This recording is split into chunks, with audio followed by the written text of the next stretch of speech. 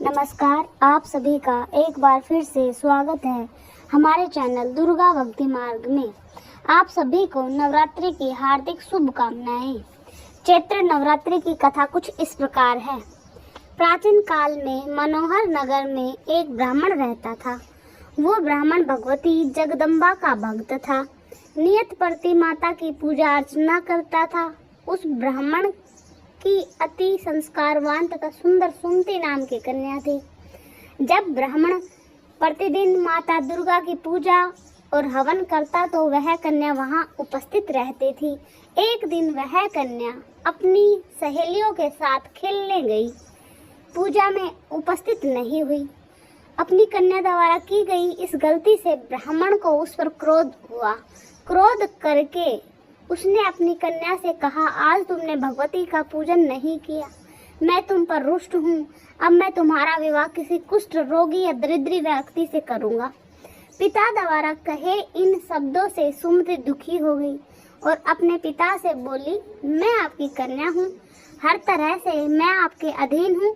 जिससे आपकी इच्छा हो मेरा विवाह कर देना, पर मुझे वही मिलेगा जो मेरे भाग्य में लिखा होगा। ये मुझे पूर्णतः विश्वास है।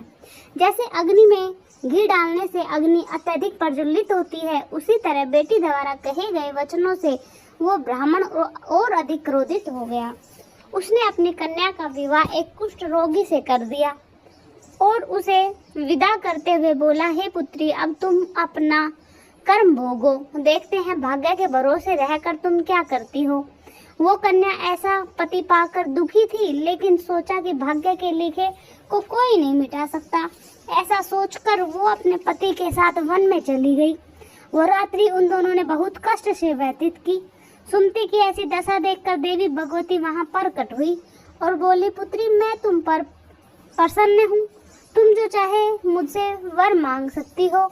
एकाएक अपने सामने दिव्य प्रकाश रूपी शक्ति को देख कर वो हाथ जोड़कर खड़ी हो गई और बोली, आप कौन है और मैंने ऐसा कौन सा पुण्य किया है जिस वजह से मुझे आपकी कृपा प्राप्त हो रही है। उसके यह वचन सुन माँ ने उसे कहा, मैं आदि शक्ति भगवती जगदम्बा हूँ, मैं तुझ पर तेरे पूर्व जन्म के पुण्य के प्रभाव से प्रसन्न हूँ, तू जो चाहे मुझसे मांग ले।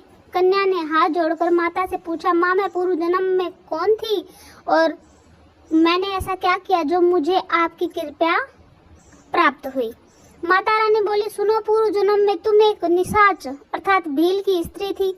तुम अति पतिव्रता थी और मुझ में आस्था रखने वाली थी। एक दिन परिस्थितियों के वशीभूत होकर तुम्हारे पति ने चोरी करी। चोरी करने से राजा के सैनिक उसके साथ साथ तुम्हें भी ले गए और ले जाकर कारागृह में डाल दिया।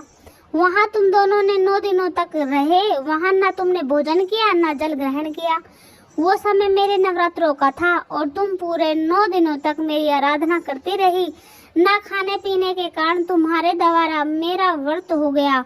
उस समय तुमसे जो व्रत हुआ उसके प्रभाव से प्रसन्न होकर मैं तुम्हें मनवांछित फल प्राप्त करने का आशीर्वाद देती हूँ। तुम्हारी जो इच्छा मांग लो। वह कन्या बोली, आप मुझ पर प्रसन्न हो तो मेरे पति को कोढ़ मुक्त करो। माता बोली, तथास्तु।